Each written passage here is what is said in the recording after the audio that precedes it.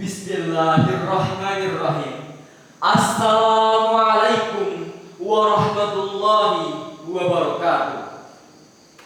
Alhamdulillahilladzi hadana lihada wa ma kunna linahtadiya laula an hadanallah.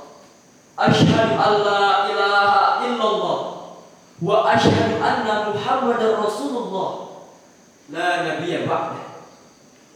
Puji syukur marilah kita panjatkan kepada Allah Subhanahu wa Ta'ala yang telah melimpahkan segala nikmat, nikmat iman, nikmat Islam, serta nikmat sehat wal afiat, sehingga kita dapat menikmatinya hingga saat ini.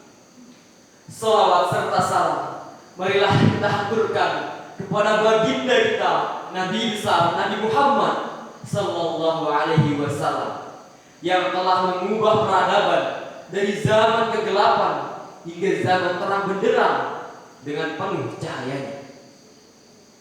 Yang terhormat Dewan Juri yang arif dan bijaksana, dan para hadirin yang insya Allah dirahmati oleh Allah. Di masa sekolah daring yang katanya membuat banyak orang tua menjadi darting alias darah tinggi, marilah sejenak kita mengenang masa bahagia berabad-abad tahun lalu, ketika masa kejayaan Islam, sejak peristiwa Fathul Makkah hingga masa Kesultanan Utsmaniyah.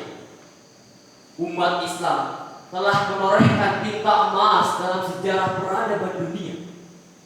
Perpustakaan terbesar dunia di Baghdad ialah milik umat Islam, dan sejumlah tokoh ilmuwan dengan karya-karya besar dan berpengaruh pada dunia pun lahir dari umat Islam. Sebut saja Al-Kindi, Al-Farabi, Ibnu Haytham, Ibnu Sina, Jabir Ibnu Hayyan, dan lain sebagainya. Tidak hanya dalam sains, Islam pun melahirkan tokoh-tokoh besar dalam bidang politik, sosial, ekonomi, dan militer, dan aspek kehidupan lainnya.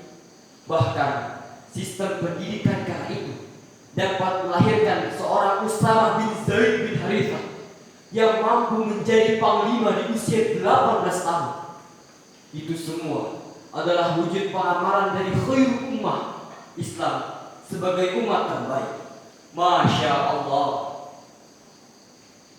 Bandingkan dengan generasi Islam kekinian, adakah yang punya kemampuan sekali berpanglima di usia 18 tahun?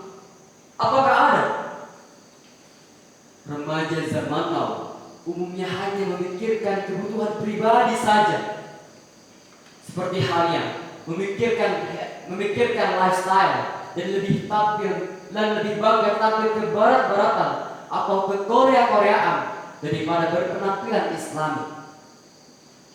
Hadirin, proses globalisasi yang menghapus batas antar dunia semakin memudahkan masuknya budaya-budaya asing yang bertentangan dengan ajaran Islam. Padahal dulu Islam jaya ketika ajaran Islam dijunjung, ketika akhlak Rasulullah diteladani. Oleh karena itu, pada kesempatan yang baik ini, saya ingin mengajak kita semua untuk menjadi generasi unggul di era globalisasi dengan meneladani akhlak Rasul. Hadirin rahimakumullah, era globalisasi memberikan kemudahan lebih pada produk-produk asing untuk masuk ke Indonesia dan bersaing dengan produk lokal. Bahkan pada masa COVID-19 ini, tidak hanya produknya, tenaga-tenaga ahli dari negara-negara lain juga akan semakin mudah masuk ke negeri kita dan bersaing dengan sumber daya manusia Indonesia. Lalu, bagaimana kesiapan masyarakat Indonesia, khususnya kita sebagai umat Islam? Laporan Pembangunan Manusia PBB 2020 menunjukkan bahwa indeks pembangunan sumber daya manusia Indonesia menempati urutan ke-107 dari 189 negara di dunia. Mana potensi umat Islam yang katanya berada di Indonesia? Bukankah Allah Subhanahu wa Ta'ala di dalam Quran surat Ali Imran ayat 10 menghendaki bahwa umat Islam menjadi umat yang terbaik, khairu ummah? Era globalisasi tampaknya semakin menjauhkan generasi muda Indonesia dari gambaran Allah tersebut. Kemajuan teknologi komunikasi dan dengan hadirnya internet dan sistem pembelajaran daring yang semakin membuat remaja bergantungan kepada internet dan gadget. Minimnya pengawasan menyebabkan banyak sekali remaja-remaja yang mengalami dampak negatif dari globalisasi teknologi informasi, mulai dari terpapar situs porno hingga menjadi korban perundungan atau cyberbullying. Dalam sebuah penelitian di akhir 2020 ditemukan sejumlah remaja yang mengalami kelainan jiwa akibat kecanduan internet. Pemberitaan di TV juga beberapa kali mengabarkan remaja yang kehilangan nyawa akibat terlalu lama bermain di online. Na'udzubillah min dzalik.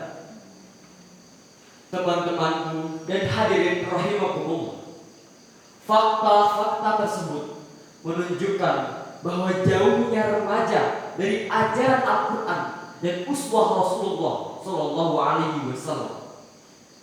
Krisis akhlak terjadi di negeri kita, kawan. Memang benar, sebuah syair yang dipopulerkan oleh penyair ternama yang bernama Syauqi Bey yang berbunyi, wa innamal umamul akhlaqu ma baqiyat fa inhum dhahabat akhlaquhum dhahab. Suatu umat akan abadi dan jaya bila akhlak masih ada padanya. Umat itu akan hancur dan binasa bila akhlak telah tiada. Begitu pentingnya akhlak sehingga misi utama diutusnya Rasulullah Shallallahu Alaihi Wasallam adalah menyempurnakan akhlak. Dengan demikian, hal terpentingnya harus dimiliki oleh remaja masa kini adalah kembali pada ajaran Al-Quran dan Rasulullah Shallallahu Alaihi Wasallam, sehingga kita memiliki akidah yang kokoh. Dengan akidah yang kokoh, akhlakul karimah, kita akan tidak terpengaruh oleh dampak negatif globalisasi. Siapa bilang remaja yang taat pada Allah dan Rasulnya itu tertinggal? Umat Islam terdahulu telah membuktikan bahwa di bawah bimbingan Al-Quran dan meneladani akhlak Rasulullah Shallallahu Alaihi Wasallam, Islam telah melahirkan tokoh-tokoh besar dunia. Apalagi yang perlu kita lakukan, kawan? Mari kita persiapkan diri untuk menjadi generasi unggul di era globalisasi dan berpegang teguh pada Al-Quran dan meneladani akhlak Rasulullah Sallallahu Alaihi Wasallam. Jalan-jalan ke Tasikmalaya, jangan lupa beli kalua. Sekian dari saya, semoga bermanfaat bagi kita semua. Saya Alif Al-Faragi mengucapkan terima kasih atas perhatian Dewan Juri dan para hadirin semua.